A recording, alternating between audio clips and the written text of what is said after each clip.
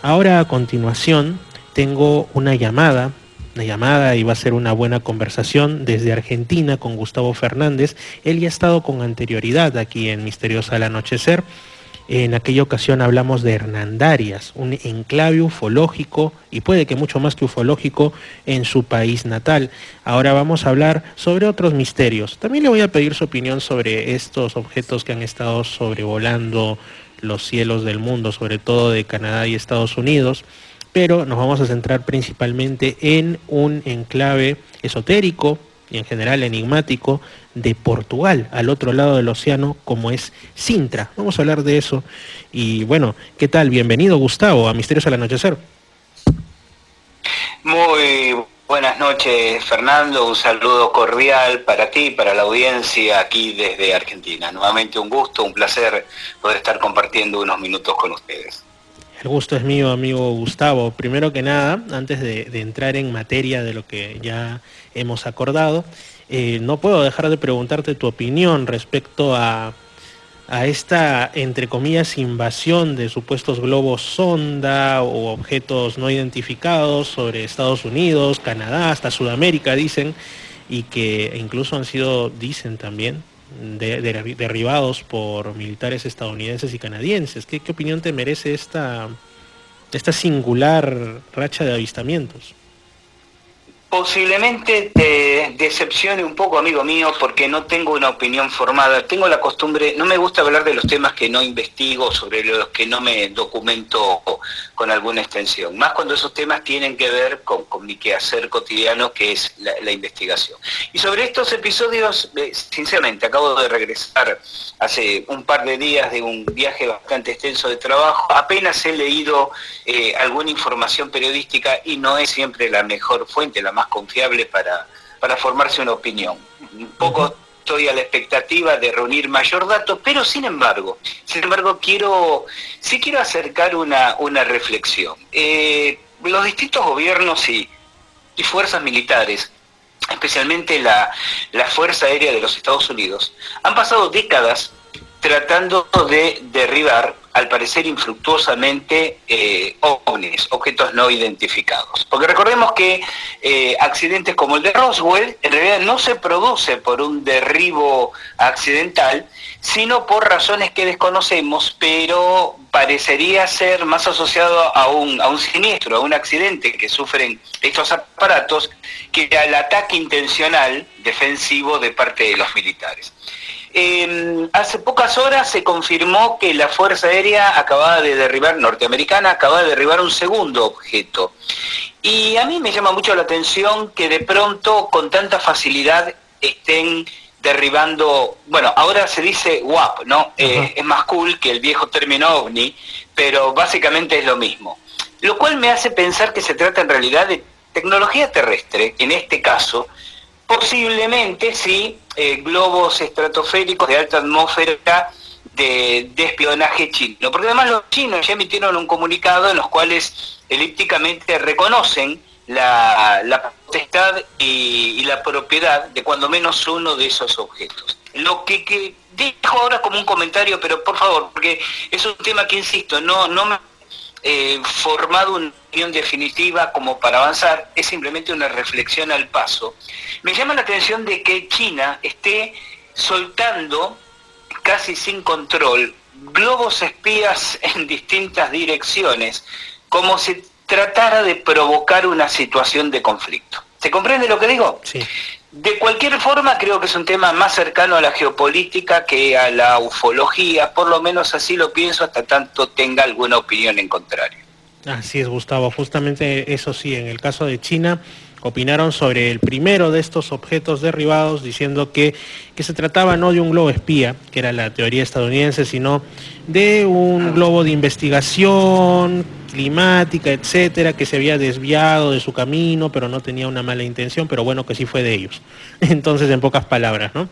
Y ya con todo lo demás, sí, yo creo que definitivamente se está enfocando más como debe ser, primero partiendo por la hipótesis más terrenal, que sea tecnología humana, y ya después los que quieran pensar que es algo extraterreno, yo creo que están nunca mejor dicho extra, pero extra limitándose porque no hay ninguna prueba de que sea algo anómalo. Sí, y bueno, Gustavo, ahora sí. Muy bien dicho, muy bien dicho. Exacto. Ahora sí, hablemos de lo que habíamos estado ya mencionando. Sintra, un enclave esotérico y mucho más que eso en realidad en Portugal.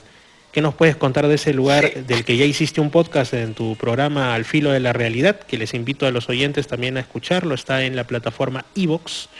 Y pues lo hiciste hace ya buen tiempo. Un programa fascinante, pero nos vas a comentar algo más al respecto. ¿Qué nos puedes decir de Sintra? Sí, cómo no.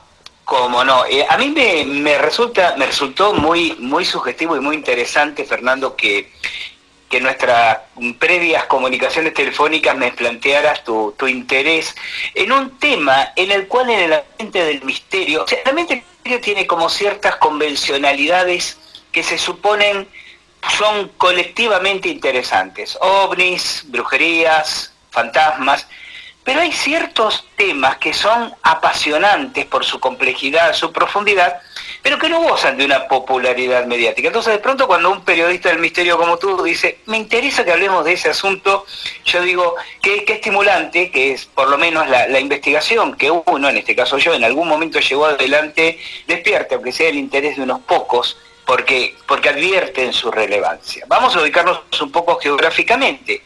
Sintra es una pequeña villa, un pequeño pueblo de 30.000 habitantes que se encuentra a unos 30 kilómetros de Lisboa, capital de Portugal. Un lugar bellísimo, relativamente próximo a la costa, un pueblo entre montañas que caen rápidamente hacia el mar. Realmente es un lugar, desde el punto de vista, si lo quieres ver así, turístico, ¿no? Estético, visual, bellísimo. Pero que tiene una particularidad.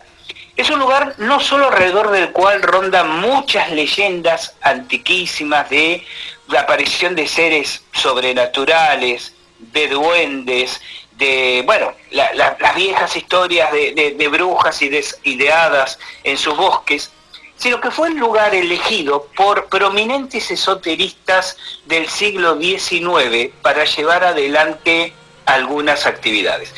Yo cuando visité Sintra en el año 2017, siempre digo que me debo todavía cuando menos una segunda visita e inspección para agotar otras instancias, me enfoqué en un lugar en particular, la llamada Quinta da Regaleira, que en realidad es una hacienda, una finca muy extensa, de un millonario excéntrico del siglo XIX precisamente, que se llamaba Antonio Carvalho Monteiro.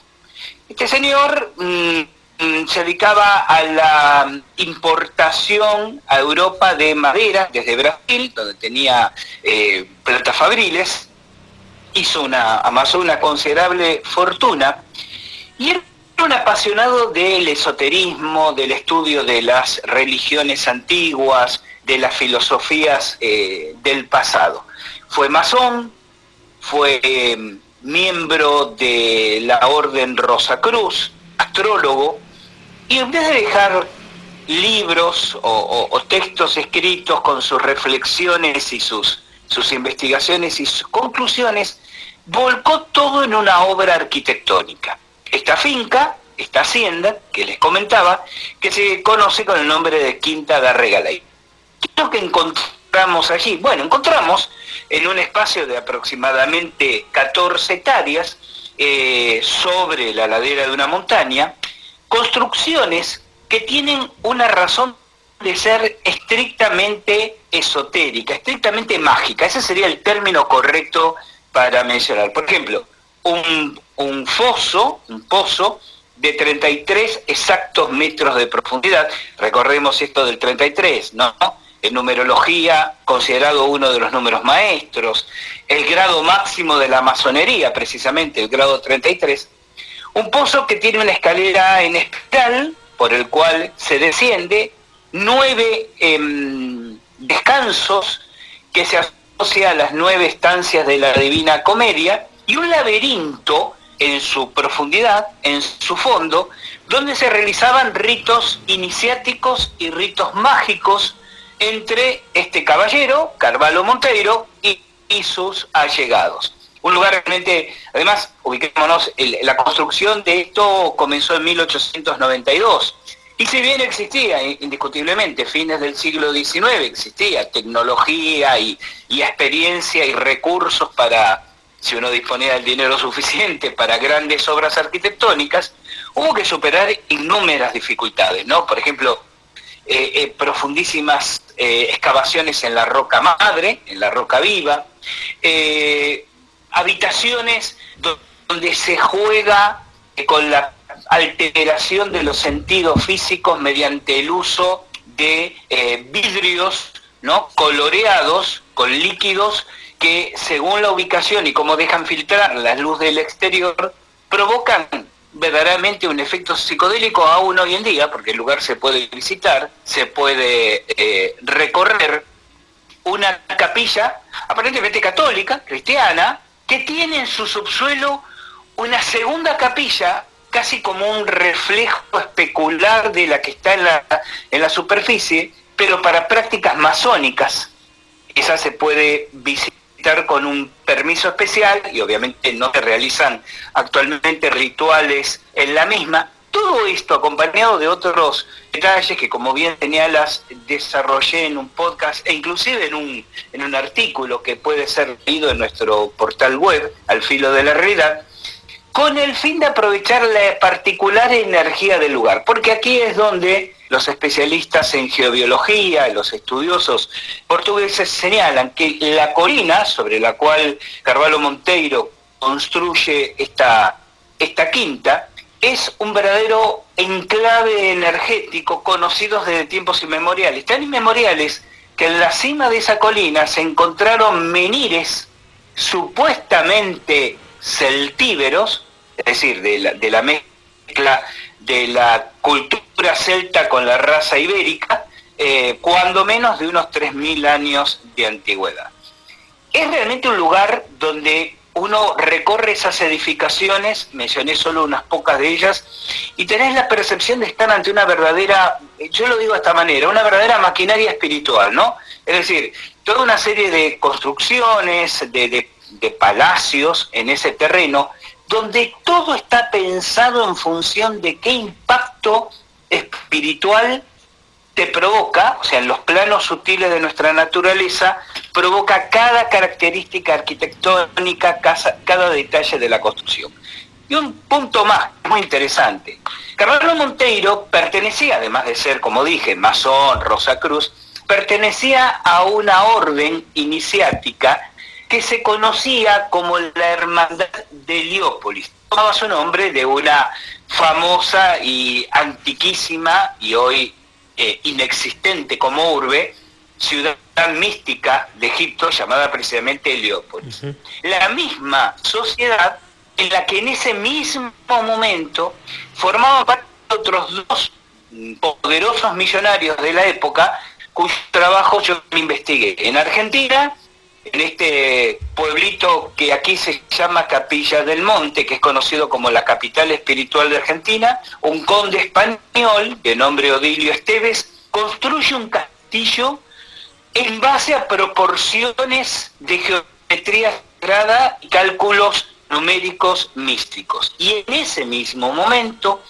en un pueblo fundado ad hoc en la República del Uruguay, otro excéntrico millonario esoterista, Francisco Piria, funda la ciudad de Piriápolis, donde todas sus construcciones fundacionales responden a patrones esotéricos tradicionalmente alquímicos, rosacruces, templarios o masones.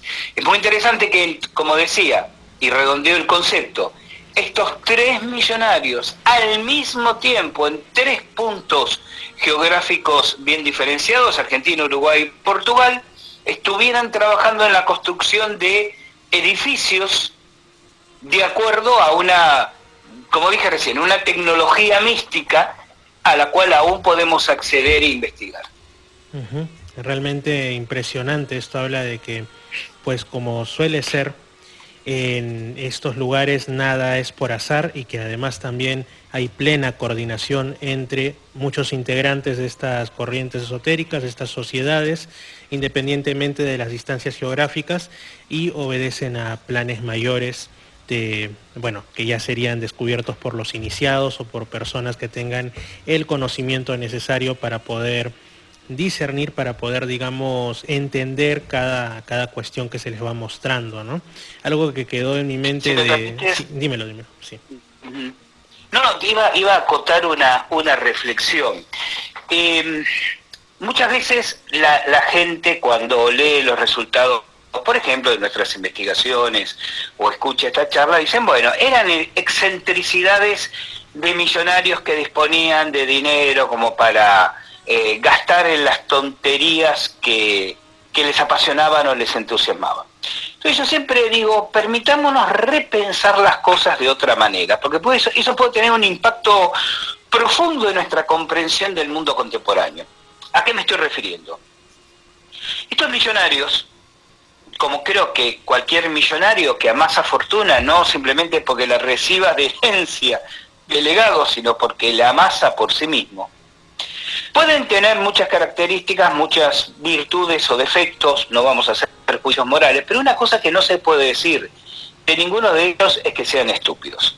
¿Estamos de acuerdo? Sí. Es decir, la persona que tiene la capacidad de levantar literalmente de la nada, alguien dirá con mayor o menor honestidad, con mayor o menor ética, bueno, no es el tema en el cual quiero avanzar en el sentido de dirigir nuestra reflexión ahora. Lo que quiero decir es, independientemente de todo ello, estos personajes en el presente y en el pasado eran cualquier cosa menos tontos. ¿De acuerdo? Uh-huh. Por lo tanto, si acudieron a estos conocimientos, es porque sabían que servían.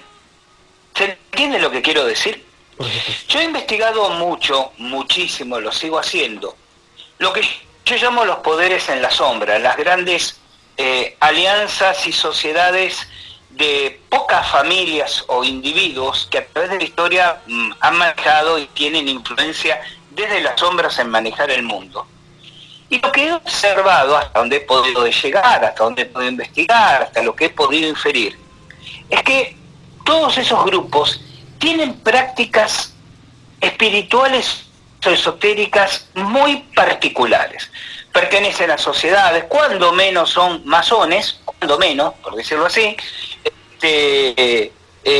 realizan, te puedo dar innúmeros ejemplos, desde los Bush en Estados Unidos, que comienzan con la sociedad Skull and Bones, Calavera y Huesos, aquella sociedad donde Prescott Bush, el primer Bush que amasa fortuna, participaba entusiásticamente allá a principios del siglo XX, hasta un sinnúmero de poderosos millonarios que sigue haciendo las cosas hoy en día con herramientas, si se quiere, espirituales o con el asesoramiento de personajes del mundo espiritual cercano.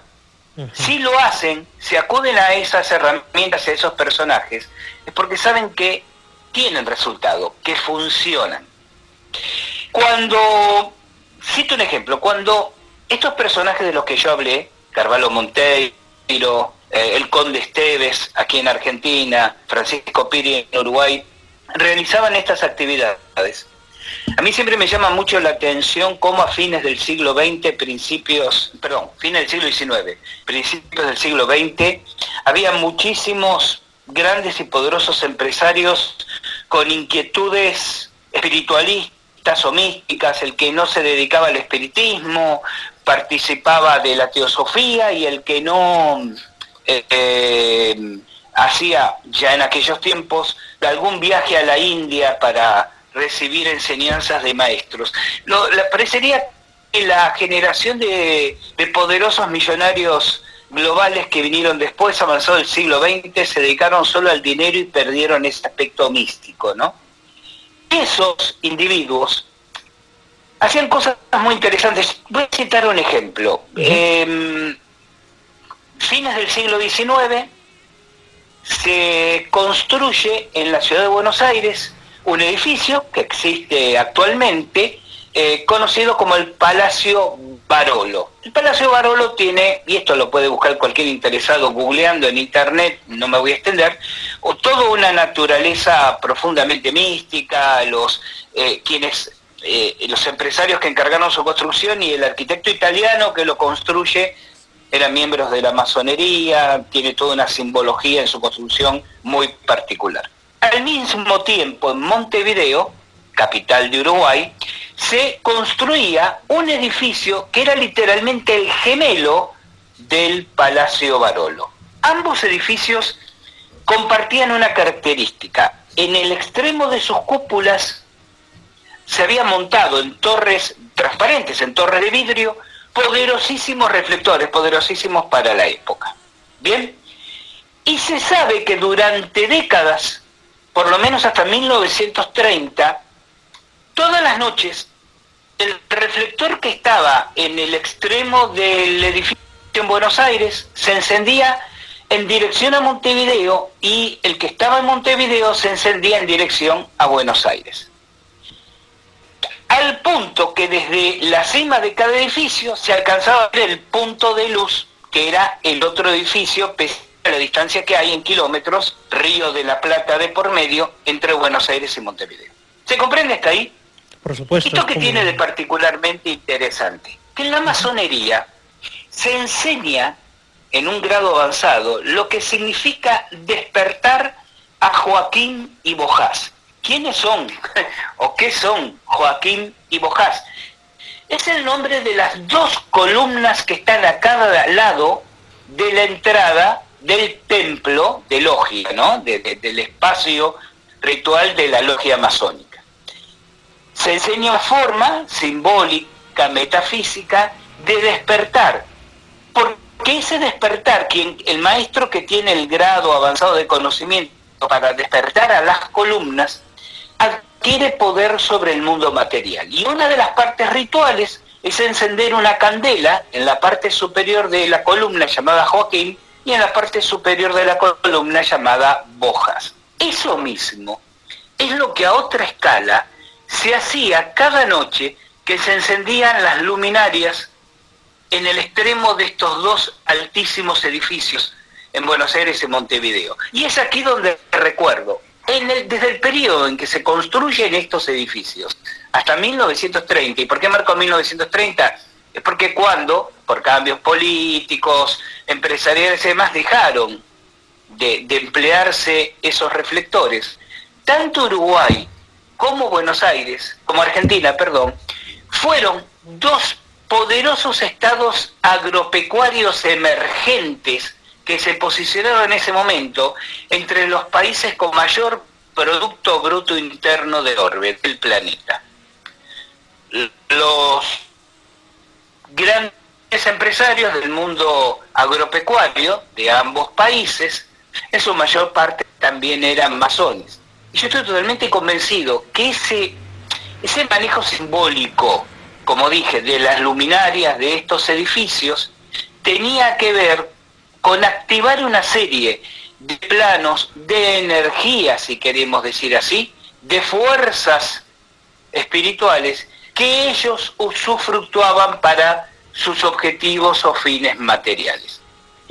Por eso esto ocurría en Sintra, la construcción de edificios con una carga esotérica tan importante, verdaderos espacios para trabajar mágicamente, creo que no era ajeno al poderoso crecimiento económico que Carvalho Monteiro, recordemos, ¿no?, el propietario y alma pater de todo eso, supo usar para su propio beneficio material y mundano personal. Uh-huh.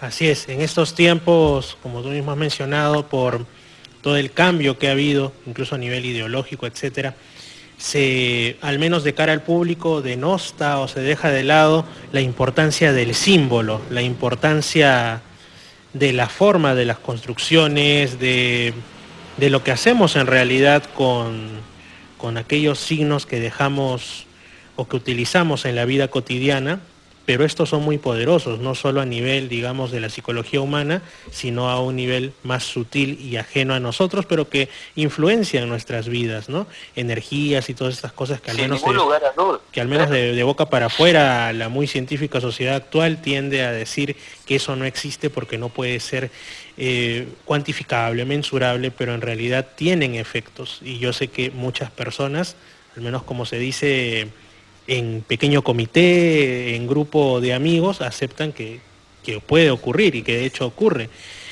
Gustavo, hay un tema, ya que estás mencionando saberes antiguos, hubo en uno de tus podcasts de las visitas a Egipto que has realizado, algo que me llamó poderosamente la atención porque me resultó inesperado pero a la vez emocionante. Y es que tú comentaste, fue un comentario breve, en cuando estuviste en determinado templo en Egipto, templo de la etapa del antiguo Egipto, del Egipto clásico, llamémosle, no era solo como muchos piensan, ¿no? Que en Egipto hay dos religiones, el Islam y una minoría, aunque grande, cristiana copta. Y que la religión, digamos que la gente de común suele pensar la faraónica, ¿no? Aunque no está bien dicho, pero digamos del Egipto antiguo, estaba totalmente extinta, pero tú mencionaste, y lo recuerdo así, está grabado en mi mente, que había una capilla no abierta al público común, al turista, donde la gente seguía realizando rituales del antiguo Egipto. Y no puedo dejar de preguntar Totalmente. Eso ocurrió en el templo de Karnak. Yo tenía el dato con anterioridad, de manera que, de hecho, recuerdo que lo sorprendí al guía porque no esperaba que un occidental recién llegado supiera de esa capilla. Una capilla dedicada a la diosa Sekhmet. La diosa Sekhmet tiene varias advocaciones. Una de sus advocaciones era ser o haber sido la diosa de la justicia, la diosa con, obviamente, cuerpo humano y cabeza de leona, no de león, sino de leona, ¿no? Y yo tenía el dato de que había una capilla dedicada a Sekhmet y que estaba en uso. Entonces lo llevo a una parte al guía y no le di mucho espacio de maniobra, y si no le pregunté si existía, le dije, quiero que me lleves a la capilla de Sekhmet, la quiero conocer. Tengo todavía presente el rostro de Gabriel, era el nombre del guía, sorprendido por mi planteo, y me pregunta con ingenuidad, pero ¿tú la conoces? No la quiero conocer, pero sé que existe. Bueno, y hay algo interesante. Yo contaba con una resistencia, con una negación, y me resultó, después entendimos y lo conversé con el guía, por qué, el entusiasmo, hasta casi la alegría con que me gestionó la visita a la capilla.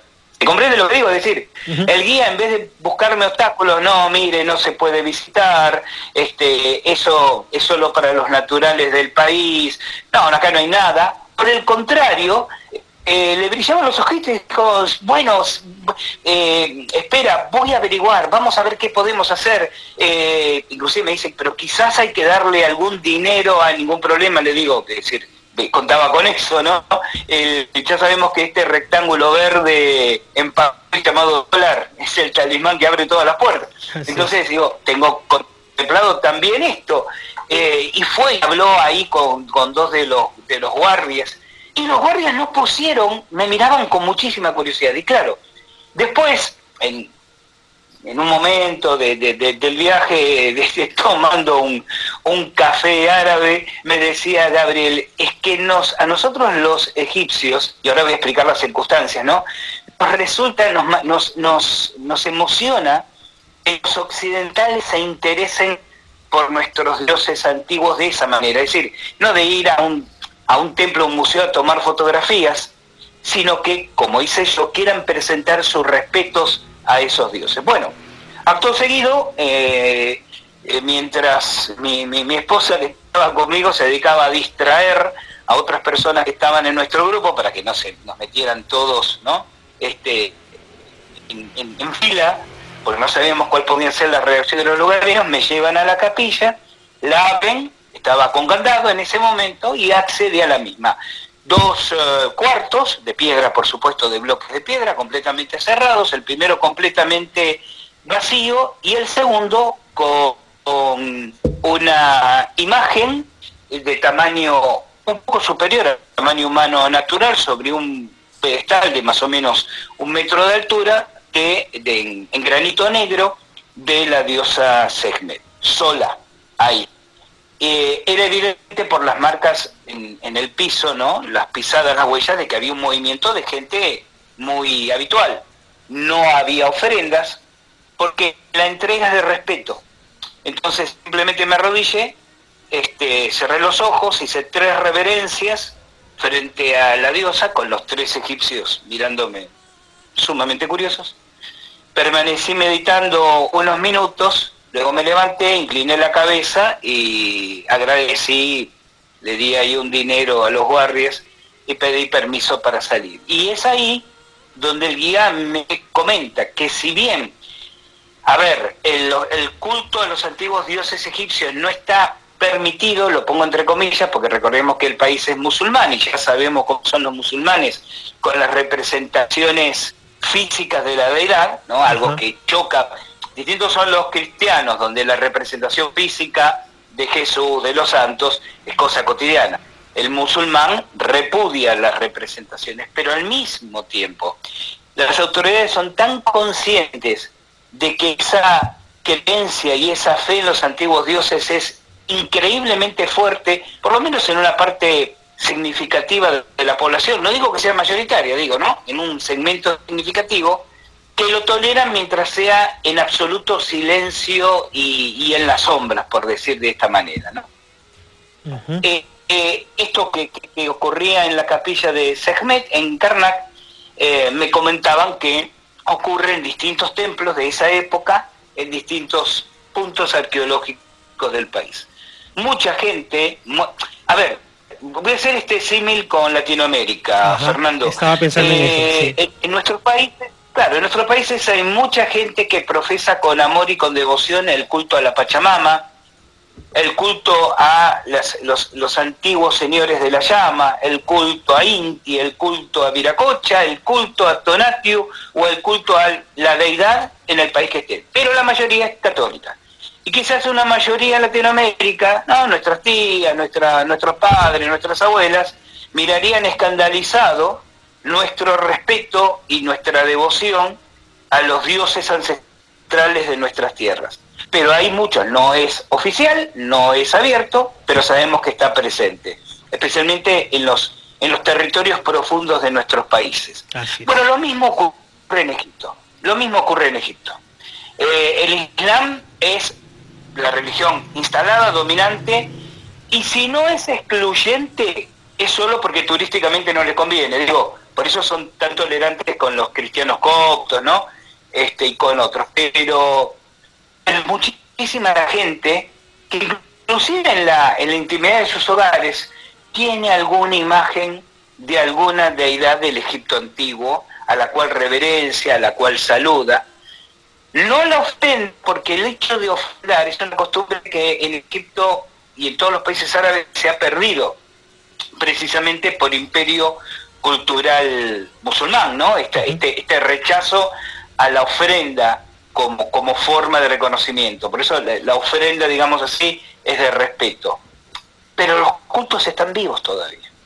Qué interesante y que dice mucho de la naturaleza humana, ¿no? También aquí en Perú, como digo, cuando uno va, como a mí me gusta hacer, a sitios arqueológicos o a lugares que hasta ahora se entienden como de poder, ¿no? Que de repente la capa, digamos, más superficial, más globalizada, urbanita de la población, te puede decir, ahí ocurren cosas paranormales, ¿no? Ya poniéndolo en el lenguaje quizá ni siquiera tan aceptado, sí, pero digamos más moderno, o cosas incluso hasta ufológicas, sí, sí. Pero cuando tú vas, y lo digo esto de manera casi categórica, es una cuestión invariable, tú encuentras que ya sea días antes, semanas antes, meses antes, lo que sea, ha habido personas que han dejado su ramito de ruda o de algún tipo de planta en ofrenda, o han hecho una pequeña fogata, que se nota que ha habido un movimiento, no solamente del curioso que va a tomar foto en plan turismo, sino verdaderamente de reverencia, han dejado agua florida, como se le llama aquí, alguna cosita, una muestra de respeto física hacia los antiguos dioses. Una pequeña pacheta con piedras, también, ¿no? Las y zapachetas, claro. Sí. Entonces, claro, uno espera que eso... creo que esto... Sí, disculpa por interrumpir. No, digo, uno entiende que eso puede ocurrir en Hispanoamérica por el tema, digamos, del sincretismo que hubo con el cristianismo, sobre todo en las zonas más alejadas de los centros de poder. Pero cuando hablan, como digo, de Egipto y otros países, uno se queda poco menos que boquiabierto al ver que primero, digamos que la religión egipcia antigua la desbancó el cristianismo, después llegó el islam, más incluso, digamos, férreo en el tema sobre todo de las imágenes, pero que aún ha pervivido hasta ahora. Esto a mí me deja contento en el sentido de la supervivencia, ¿no? Sí. Claro, pero yo te propongo que lo pienses también de otra manera. Todos los cultos que conocemos y que están supuestamente institucionalizados hoy en día, el catolicismo, el islam, son cultos jovencitos. Tú me dirás, tienen 2000 años, tienen 1400 años. Bueno, pero en la historia de la humanidad eso fue apenas la semana pasada. Exacto. ¿Se entiende? En el caso de los cultos egipcios, estamos hablando de 7000 años de antigüedad de creencias. Y en última instancia, creencias ancestrales, y hablamos aquí del egipcio, pero podríamos hablar de las americanas, son mucho más fieles, yo por lo menos las percibo mucho más fieles al arquetipo o a los arquetipos básicos constitutivos de la naturaleza humana. Entonces, entre esa mayor identidad arquetípica y la profundidad temporal desde la que vienen y en la que nacieron, es lógico entender que todos los cultos que están oficializados hoy en día es una pátina superficial, donde rascas la superficie, donde haces un poco de presión en la cáscara, ahí abajo están y quizás están esperando la vuelta de las épocas o de los tiempos en los cuales tal cual fueron en su momento o metamorfoseados de otra forma vuelvan a aparecer. Sí, así es. Eso sí, estoy totalmente, como en todo lo que hemos hablado hoy, de acuerdo. Bueno, Gustavo, quería darte las gracias por esta nueva conversación. Un saludo a todos los que nos estén escuchando y pues invitarlos a que vayan al filo de la realidad en iVoox y también en la página web que tienes, donde, como bien has mencionado, no solo es el podcast del programa, sino investigaciones, posts y otro tipo de contenido, imágenes y demás. Fernando, yo simplemente agradecer enormemente tu amabilidad, tu calidez, tu generosidad. Mi saludo cordial para tu audiencia y a disposición para lo que sea menester cuando lo veas conveniente. Gracias sinceramente desde aquí. Muchas gracias, Gustavo, y buenas noches. Saludos hasta allá, hasta Argentina. Será hasta una próxima oportunidad. Fuerte abrazo, amigo. Amigos, ha sido Gustavo Fernández desde Argentina, una vez más en el programa, después de algún tiempito, sorprendiéndonos con estas revelaciones de alguien que va por distintos parajes del mundo no solo físico, sino del mundo de los enigmas, diría alguien del mundo del misterio, aunque eso del mundo del misterio ya suena un poquito cliché, ¿no? Pero digamos al encuentro de eso que no figura en los libros, ni siquiera en los más académicos, ¿no? Supervivencias de la religión egipcia, enfoques del fenómeno ovni, el fenómeno paranormal, pero de una manera seria y cargada de muchos elementos que además lo conectan con lo esotérico y con aspectos que hasta para los que andamos en el mundo de, entre comillas, como se le llama, lo alternativo, puede ser que a veces no les prestemos la atención debida. Hago un mea culpa en eso también. Amigos, ha sido todo por el día de hoy en Misterios al Anochecer, edición para Lamas, Tarapoto y alrededores. Yo los invito, como siempre, todos los sábados de 7 a 8 de la noche a través de Estación Lamas 96.3. Y pues el día de hoy, no sé si ocurrirá el próximo fin de semana, pero si por A o B, por motivos de programación de fuerza mayor, no se puede hacer el programa de 7 a 8, lo más probable es que salgamos de 8 a 9. Y también, por supuesto, tenemos una edición para Lima Sur los domingos en la noche y, no menos importante, sino que ahí, si se lo perdieron, lo pueden ver nuevamente, Misterio Infinito Perú. Misterio Infinito Perú en YouTube es mi canal personal donde están estos y otros contenidos que espero les agraden. Y los días jueves en Radio Noticias hago una pequeña reflexión para iniciar bien las mañanas de los jueves. Dios los bendiga, tengan muy buena noche de sábado y un excelente domingo. Chao. Nuestro encuentro de hoy ha culminado. No te olvides de sintonizarnos el próximo sábado a las 7 de la noche en la frecuencia 96.3 FM, Estación Lamas.